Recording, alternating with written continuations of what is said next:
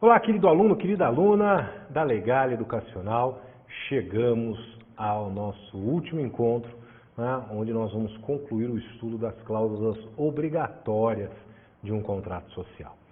Muito bem, vamos tratar aqui da parte final da administração e vamos analisar ato contínuo, a destinação dos lucros e o exercício social.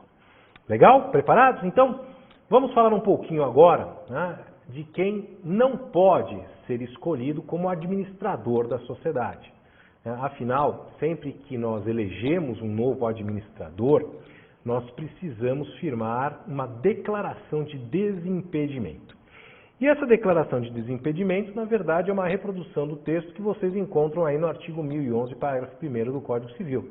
Então, se vocês precisarem colocar no texto do contrato social a declaração de desimpedimento, é só reproduzir o artigo 1011, parágrafo 1º do Código Civil, ou pegar aqui no material de vocês, que eu compartilho esse conteúdo. Então, vejam lá, nos termos do artigo 1011, parágrafo 1º do Código Civil, não podem ser administradores, então não podem administrar sociedades, além das pessoas impedidas por lei especial, então uma pessoa, por exemplo, que tenha sido declarada falida, ou tenha sido administrador de uma sociedade falida, enquanto perdurarem os efeitos da condenação, enfim, da decretação da falência, enquanto ela não obtiver a reabilitação, ela não vai poder administrar, ela está impedida por lei especial. Da mesma forma, os juízes de direito, os promotores de justiça, os procuradores da República, todos aí igualmente estão impedidos por lei e não podem administrar sociedades. Tudo bem? Então, além desses impedidos por lei especial, quem não pode administrar uma sociedade?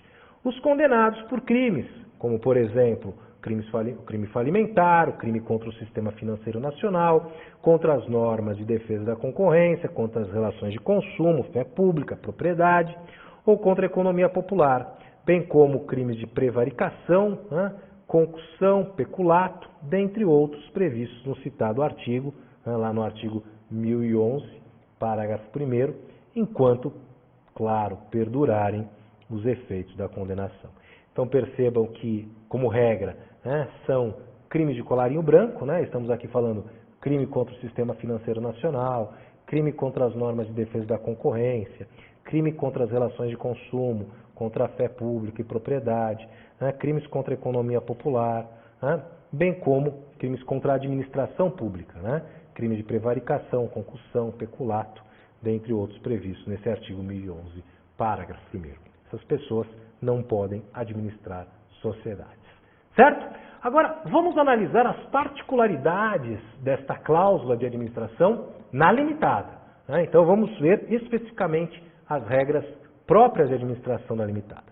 A primeira delas estabelece que a limitada será administrada por uma ou mais pessoas que tenham sido designados no contrato social ou em ato separado, por exemplo, uma assembleia ou uma reunião de sócios. Então, a primeira questão importante aqui é que a limitada ela pode ser administrada por uma única pessoa ou por mais pessoas. E essas pessoas podem ter sido designadas administradoras no próprio texto do contrato social, então eu posso ter lá uma cláusula que vai trazer a designação de José e Maria como administradores da sociedade, como eu posso igualmente ter uma deliberação do sócio em assembleia ou reunião, onde eles, em ato separado, distinto do contrato, acabem elegendo como administrador da sociedade José e Maria. Então, é isso que estabelece aí o artigo 1060 do Código Civil. Agora, um detalhe importante.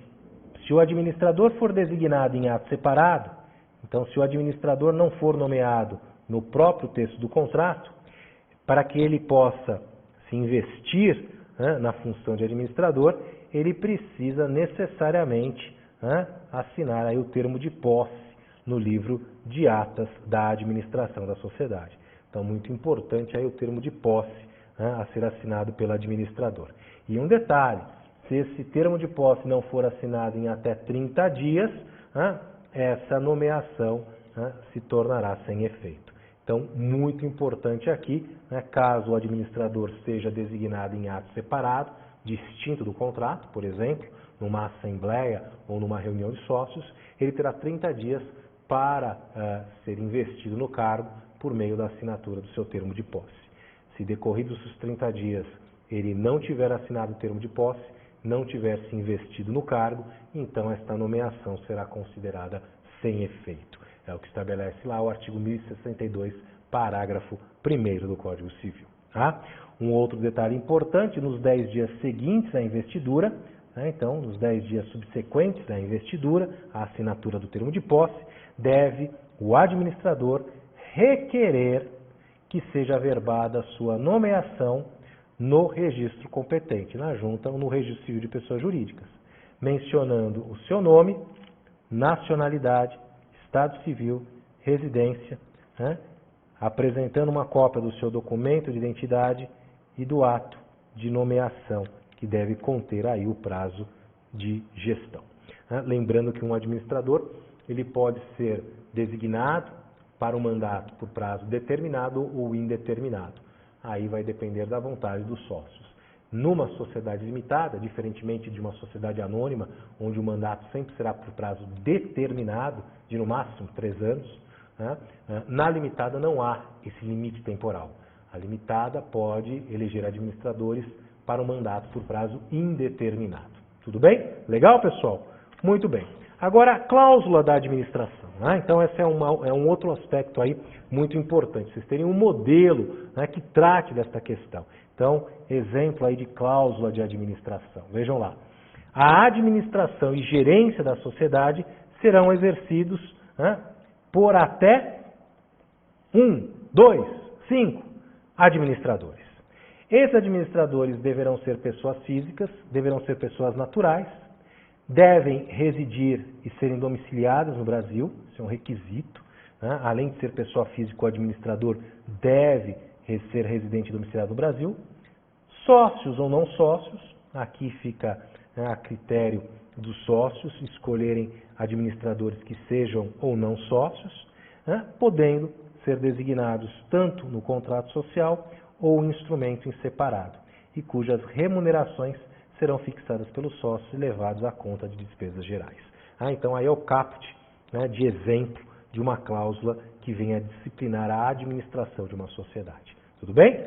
Prosseguindo, parágrafo 1º.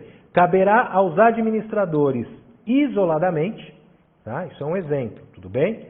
Ou eu poderia dizer, caberá aos administradores em conjunto, ou ainda a um procurador em conjunto com um administrador, a prática dos atos necessários ou convenientes à administração regular da sociedade, dispondo eles, para tanto, entre outros poderes, dos indicados para.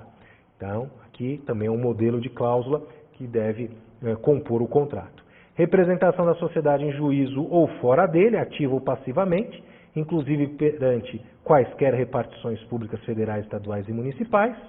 A administração, orientação e direção dos negócios sociais, inclusive a compra, venda, troca ou alienação por qualquer outra forma de bens móveis da sociedade, determinando os respectivos termos, preços e condições, e a assinatura de quaisquer documentos, mesmo quando importem em responsabilidade e obrigação da sociedade, inclusive escrituras, títulos de dívida, cheques, ordens de pagamento e outros. Então, nós temos aqui exemplo de uma cláusula que estabelece como se dá a representação da sociedade. Então, pelo que vimos nesse exemplo, os administradores podem isoladamente praticar todos esses atos. Ou um procurador também pode fazer isso, desde que em conjunto com o administrador. Tá bom? Parágrafo 2º aqui do meu exemplo. Os atos a seguir especificados somente poderão ser praticados, conforme estabelecido no parágrafo 1º acima, mediante prévia aprovação de sócios, em assembleia ou reunião. E aqui uma proposta, uma sugestão, que representem mais da metade do capital social.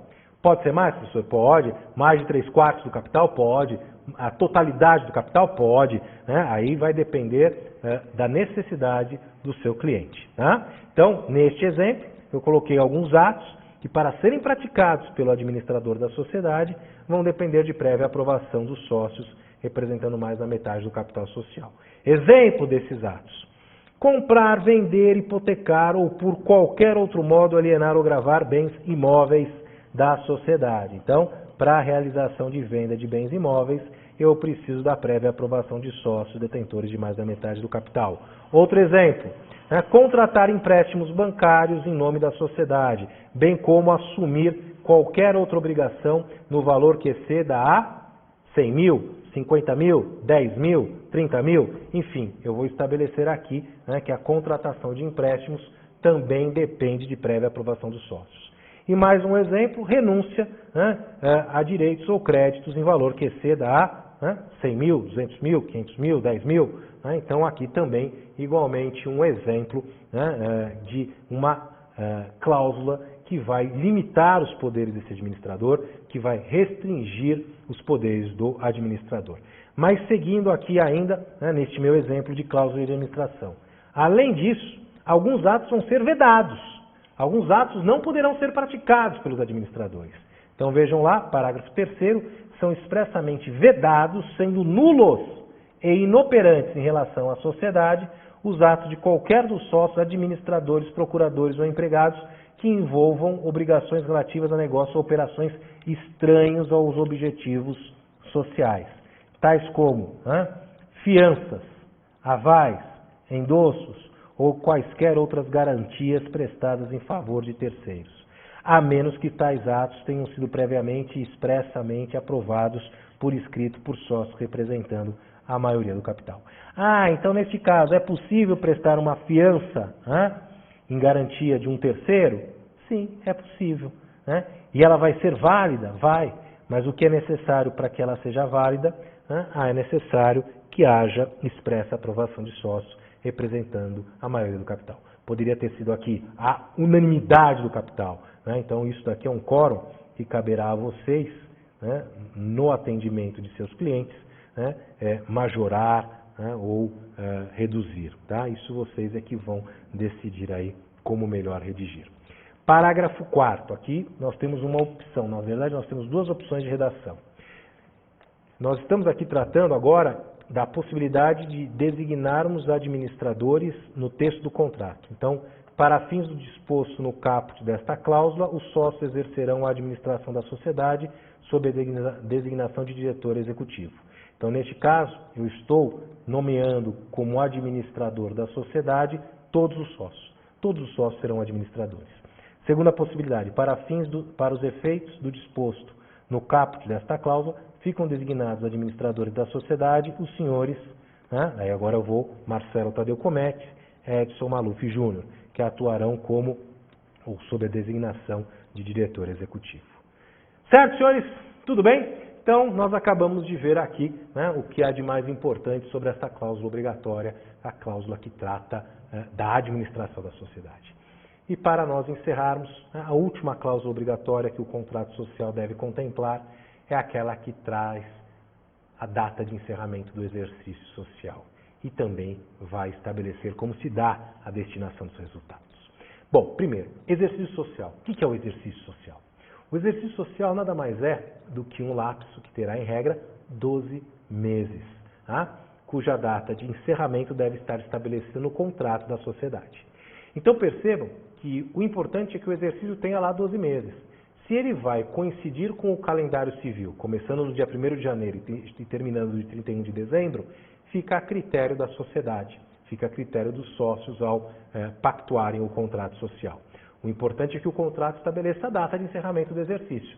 Pode encerrar em 31 de dezembro? Pode. E em regra, até por uma questão de economia, o exercício social das sociedades acaba encerrando em 31 de dezembro, que é o mesmo período do calendário fiscal e do ano civil. Mas nada impede, isso é muito comum em subsidiárias norte-americanas, onde o exercício social se encerra em 30 de junho, que aqui no Brasil também essas sociedades subsidiárias de empresas americanas tenham seu exercício social se encerrando no final do primeiro semestre, no dia 30 de junho. O importante é que o contrato social é que vai estabelecer a data de encerramento do exercício. Aqui um exemplo para vocês de cláusula que dispõe sobre o exercício social. O exercício social encerrará em, por exemplo, 31 de dezembro de cada ano, ocasião em que será levantado um balanço patrimonial e a demonstração de resultado do exercício. Certo? Bom, agora falando em destinação do resultado. Ora, senhores, destinar o resultado é dar a destinação para os lucros eventualmente auferidos pela sociedade. Eu vou reter esses lucros em reserva, eu vou distribuir esses lucros como dividendos aos sócios, né? Então, como se dá a destinação? Vejam lá uma proposta de cláusula que eu preparei para vocês. Não há obrigatoriedade de distribuição mínima de lucros ou resultados. Nenhum dos sócios terá direito a qualquer parcela dos lucros líquidos até que seja adotada deliberação expressa sobre a sua aplicação. Então, eu estou estabelecendo neste exemplo aqui que a sociedade não é obrigada a distribuir como dividendos uma parcela mínima dos lucros auferidos, né? E que para haver qualquer distribuição de lucro, eu preciso de deliberação expressa dos sócios. Outra possibilidade aqui, né, é você estabelecer eventualmente sobre a distribuição de dividendos, né, a existência de um percentual mínimo a ser distribuído, um valor mínimo, né, a ser pago aos sócios como dividendo mínimo obrigatório, a possibilidade de uma distribuição desproporcional de lucros. Então, ainda que eu participe com 50% e o Edson Maluf participe com 50%, né, é possível que uma distribuição se dê atribuindo ao Edson 90% dos lucros e a mim apenas 10%. Não há nenhuma restrição legal que impeça esse tipo de distribuição desproporcional nas sociedades contratuais, tá bom? Agora, parágrafo único. A sociedade poderá levantar ainda balanços trimestrais ou semestrais com base nos quais poderão ser distribuídos os lucros então existentes. Então, pode haver aí uma antecipação na distribuição dos lucros. Com isso, senhores, encerramos aqui este assunto tão importante, que é a análise das cláusulas obrigatórias do contrato social. Foi uma grande satisfação estar com vocês aqui ao longo desses dois temas. Um forte abraço e até o nosso próximo encontro.